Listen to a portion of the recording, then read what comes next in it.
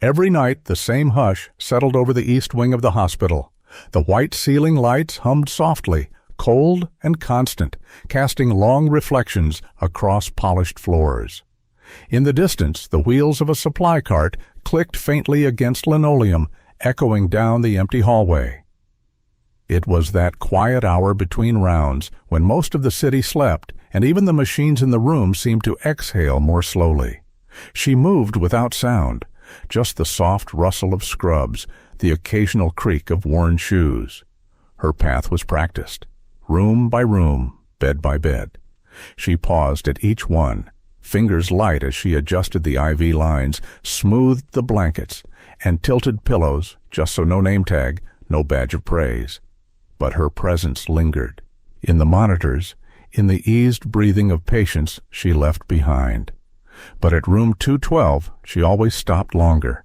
The man inside was old, thin, sunken at the cheeks. His chart had few notes and fewer visits. No calls, no flowers. He never used the call bell, never asked for anything. He just stared out the narrow window like it held something he was waiting for. Some nurses said he was slipping. "Talks to himself," they whispered. "Nobody comes for him." But she pulled a chair close anyway, sat beside him as if it were part of her job. When his hand trembled faintly, she reached out and held it, not tight, just enough to let him know someone was there. Before leaving, she took a small handkerchief from her pocket, white cotton, edges embroidered with tiny blue letters, and gently placed it on his palm. Then she rose, adjusted his pillow, and moved on to the next room, just like always. Her hands were still trembling slightly as she pulled off her gloves. The night had drained her, but not in the usual way. Morning had barely broken, but her shift was over. She had hoped to slip away quietly, maybe sit for a moment, maybe open the untouched lunchbox. She had just taken off her gloves when her name was called, flat and firm over the intercom. She hesitated for a breath before walking down the corridor that led to the supervisor's office. Inside, the air was dry. The manager didn't ask her to sit. "There was a concern raised during your shift," the woman began, flipping through a thin file without looking up.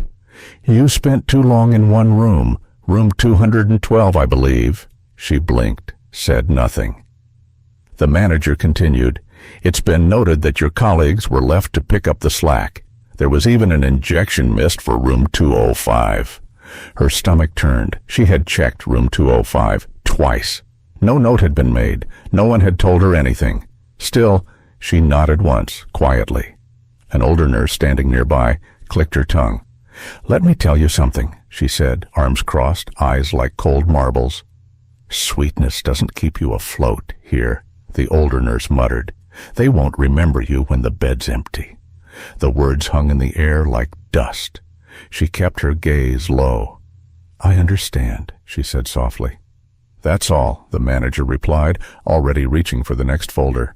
She left without a sound.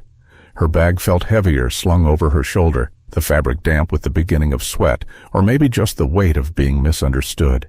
Outside, the sky was colorless. Rain began to fall in threads, catching the edges of her sleeves as she walked toward the bus stop. She didn't have an umbrella, just the small lunch box in her hand, still unopened, still cold. She sat on the edge of the bench, back straight, legs pulled in tightly, her fingers curled around the box like it might float away if she let go. Inside was a simple meal, rice and steamed vegetables, that she had packed herself, planning to eat during the early hours when things quieted down. But things never did. A bus rolled past, not hers. She didn't move. Across the street, a tree dripped rhythmically from leaf to sidewalk, one droplet at a time. Her hair began to frizz, clinging to her forehead. Still, she didn't wipe it away. Her chest ached, not from the words, but from the silence she had to swallow after them. There was no place to set it down, no one to hand it to. Just the sound of passing tires, the scent of wet asphalt. Somewhere in her pocket, she still had another handkerchief, stitched the same way. But tonight, she hadn't given it to anyone. She looked down at the box in her hands, then up again at nothing in particular, and sat there, unmoving, as the rain fell harder. That night, though no one asked her to, she signed up for another shift. The supervisor raised an eyebrow but didn't object. No one questioned why a tired young nurse would choose another long night, especially after the morning she'd had. She didn't explain. She just tucked her hair back, tied her shoes again, and returned to the ward. Room 212 was quiet as ever. The air felt heavier now. Machines hummed steadily, their lights blinking in slow rhythm. She entered with gentle steps, turned on the smaller lamp, and began tidying the space. She moved through the room with quiet hands, restoring order not because it was messy, but because she wanted him to feel cared for, even in silence. In the small staff kitchenette, she warmed a little milk and carried it back in a ceramic cup. On the bedside table, she placed it without a word. Then she brought a bowl of warm water and a soft cloth, and one by one, she wiped the old man's hands, then his feet, slowly, as if time wasn't pressing on her from every side. He opened his eyes once, just a little. His gaze drifted to her and stayed. She didn't speak, just offered a small nod in return, and in that moment, something softened in his eyes, like a knot loosening. Later, just before 3 a.m, the silence shattered. His chest began to rise unevenly. The pulse oximeter blinked erratically. Her heart dropped, but her hands didn't shake. She was at his side instantly, hands steady even as the room felt like it was spinning. She supported his head with one arm and pressed the call button with the other. Oxygen. Assistance. She spoke calmly, clearly. No panic, no fear. His hand reached up, frail, searching. It found hers. She held it. He looked at her, really looked. His lips moved but made no sound. His eyes, though dim, locked on hers. She leaned in. "I'm here," she whispered. "I'll sit right here. I won't go anywhere." And she didn't. When the crash team arrived, she stepped back, but stayed nearby, watching. By morning, the machines had slowed. His breathing evened into something thinner, more distant. By sunrise, he had slipped into a coma. She returned after breakfast rounds, alone. The room was still. There were no flowers, no family members at the door. Just a man, unconscious, wrapped in a blanket that no one would remember folding. From her pocket, she retrieved the small handkerchief, the same one she had placed in his hand 2 nights ago. It was still neatly pressed. She laid it gently on his chest, smoothed the corner, and stood in silence for a moment. She took one last breath by the door, then walked out, not hurried, not slow, just steady as always. 3 days passed. The bed in room 212 remained neatly made, untouched. No new patients, no visitors, just silence. On the 3rd morning, the news came quietly, like everything else about him. He had passed away during the early hours, without a sound. No family name listed. No emergency contact. No one came to collect the body. She stood beside the nurse's station as the gurney wheeled past. A white sheet, a still form. She didn't move, just followed the cart with her eyes until it disappeared around the corner. The hallway seemed colder than usual. Later that day, she quietly asked if she could help with the discharge paperwork. The staff were surprised, but nodded. It wasn't her duty, but no one else had volunteered.